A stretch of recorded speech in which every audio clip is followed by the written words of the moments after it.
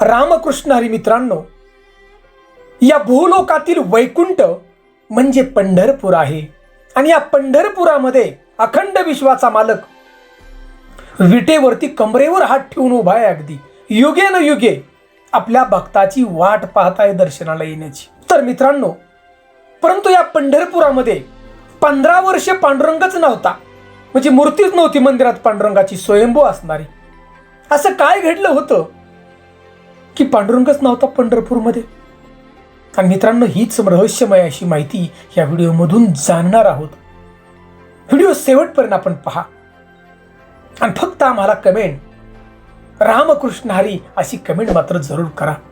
तर मित्रांनो, या महाराष्ट्रामधली देशामधली जी काही मंदिरं आहेत आज उभी, ती छत्रपती शिवरायांच्यामुळं, छत्रपती शंभूराजांच्या पराक्रमामुळं आणि राजाराम महाराजांच्या पराक्रमामुळं आज आपल्याला मंदिरात जाऊन आपण दर्शन घेतोय भगवंताचं.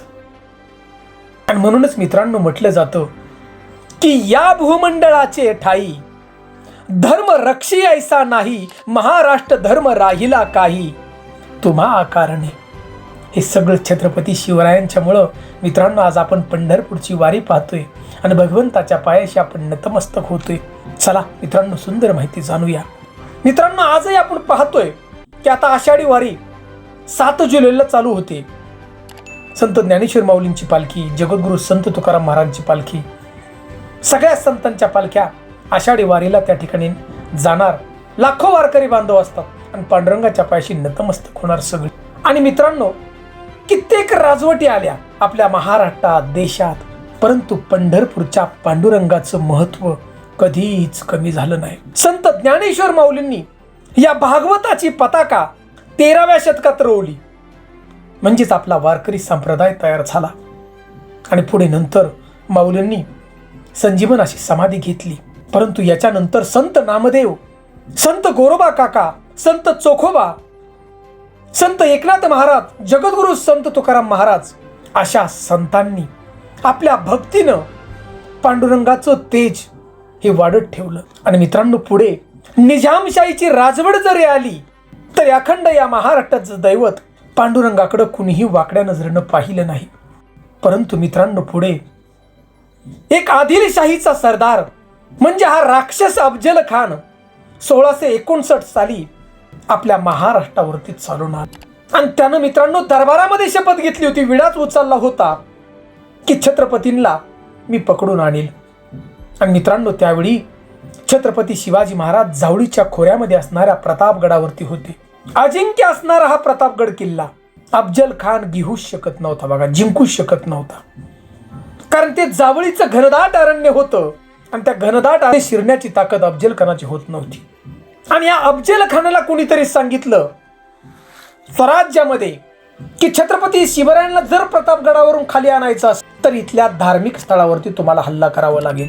आणि मित्रांनो, या राक्षसी वृत्तीच्या अफजल खानानं आपल्या आई तुळजाभवानीच्या मंदिरावरती हल्ला केला आणि अक्षरशः त्या ठिकाणच्या मूर्तीला भंग केला. तिथून तो पंढरपूरला येणार हे पंढरपूर मधल्या बडव्यांच्या लक्षात आलं आणि त्यांनी विठ्ठलाची आपली मूर्ती पंढरपुरातून रातोरात हलवली. आणि जवळजवळ मित्रांनो 10 ते 15 वर्ष पांडुरंगाची मूर्ती पंढरपूरच्या बाहेर होती. आणि या काळामध्ये पांडुरंगाच्या मूर्तीचा जो प्रवास आहे तो देगाव, चिंचोली आणि गुरसाळ या गावामध्ये ही मूर्ती राहिली, बघा, असंही सांगण्यात येतं. मित्रांनो, जरी इतिहासाचे पुरावे नेमके आता मिळत नाहीत, परंतु अनेक इतिहासकारांनी याची माहिती मिळवली. आणि मित्रांनो, ही मूर्ती शेवटी अखेरीस म्हणजे म्हाड्यामध्ये हलवण्यात आली होती, बघा. आणि सर्व संकट दूर झाल्यानंतर पांडुरंगाची मूर्ती पंढरपुरामध्ये परत आणण्यात आली. आणि मित्रांनो, आजही तुम्ही पहा, म्हाड्यामध्ये पांडुरंगाचं मंदिर आहे त्या ठिकाणी, बघा. परंतु मित्रांनो, हे अफजल खानाचं संकट जरी मोठं असलं तरी याच्यापेक्षाही नंतर मोठं संकट आलं आपल्या स्वराज्यावर.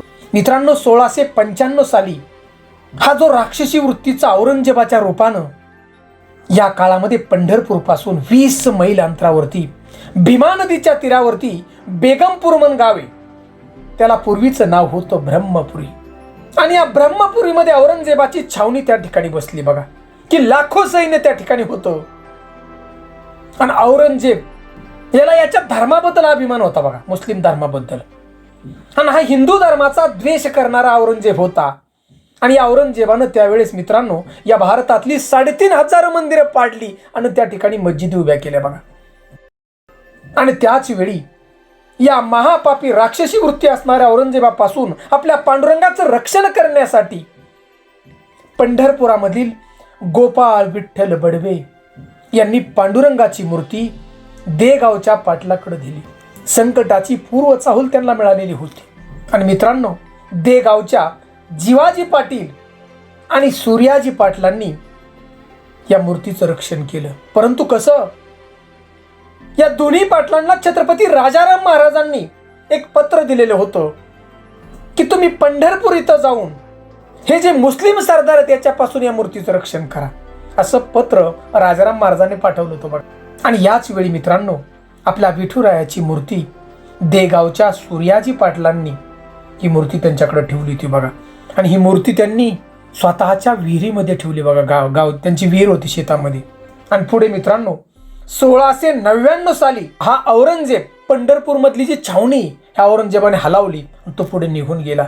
आणि त्याच वेळी मित्रांनो या देगावच्या पाटलांनी ही आपल्या पांडुरंगाची मूर्ती परत पंढरपूरमध्ये आणली.